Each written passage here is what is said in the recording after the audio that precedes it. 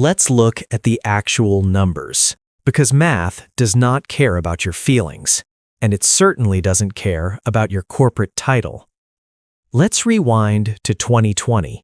A standard, modest $450,000 mortgage at a 3% interest rate cost you roughly $1,900 a month. It was manageable. It left room for groceries, for savings, for life. Fast forward to right now, 2026, that exact same house with the exact same peeling paint on the porch and the exact same commute at a 7.5% interest rate now costs you over $3,150 a month. That is an extra $1,250 a month. That is a $15,000 a year invisible tax on your life. And here is the most brutal part. That extra $15,000 doesn't buy you an extra bedroom, it doesn't get your kids into a better school district, it doesn't put a nicer car in the driveway. You just bought a one-way ticket to a Wall Street bank's balance sheet. That money vanishes into the ether.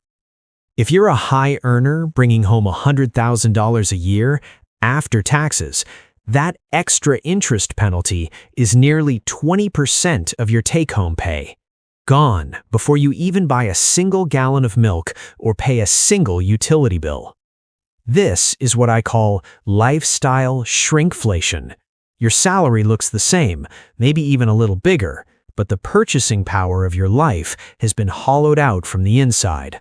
Because of this math, there is a specific kind of silence happening in suburban American kitchens right now, usually around 11 p.m.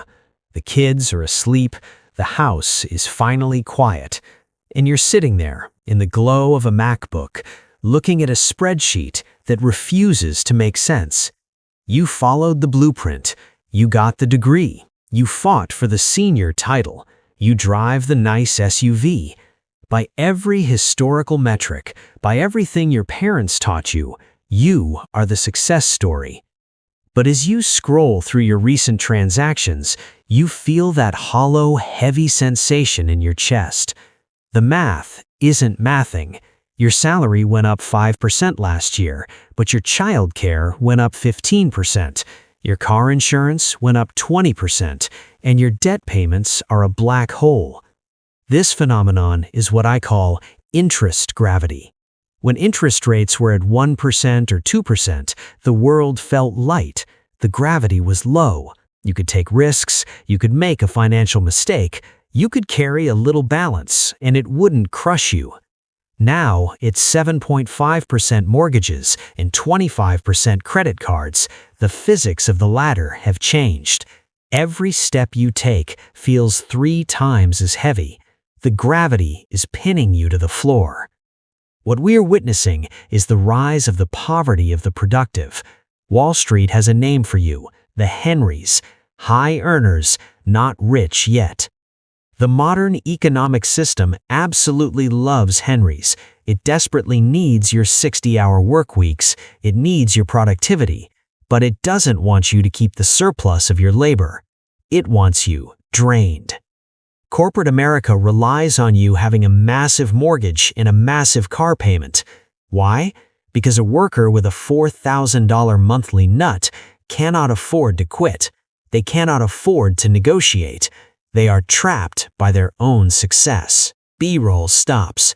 Before we talk about exactly how to break out, I want to hear from you.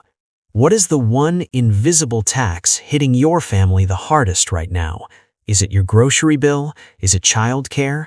Or is it your insurance premiums creeping up every single year? Tell me in the comments down below. I read every single one, and seeing your exact numbers helps me understand what we need to tackle in the next video. Drop your biggest frustration in the comments, and let's look at the reality together. Because here is the truth. The middle class was a product of a historical era, of cheap money. That era is dead. If you try to live the 2019 lifestyle using 2026 math, you will be crushed. To survive this deletion, you have to completely change your identity. You have to stop being a consumer and start being a sovereign agent. Here's your 3-step surgical audit to become unextractable from the system. Number 1. Kill the life force leaks. In the old economy, a credit card balance was just a bill. In the 2026 economy, a credit card balance at 25% interest is a fire in your house. You do not worry about your 401k contribution while the walls of your living room are burning down. You must treat high-interest debt with a ruthless, almost violent intensity. Sell the truck, cancel the vacations. The math of a guaranteed 25% loss will always outrun the math of a potential 7% stock market gain. Put the fire out first. Number 2. Reject the home ownership scam. For 50 years, the American dream dictated that a house is an automatic investment. But in a high-gravity economy, you need to wake up. If your interest payment, property taxes, and maintenance are higher than the annual appreciation of the asset, it is an expense. Stop buying a 7.5% trap just because society tells you that you're supposed to own a house at your age. If the math dictates it, rent the modest apartment. Stay small. Build your capital bunker in index funds while everyone else builds their house on shifting sand. Number 3. Prioritize aggressive liquidity. In the old world, we locked all our money away in illiquid assets, houses, retirement accounts you can't touch until you're 60.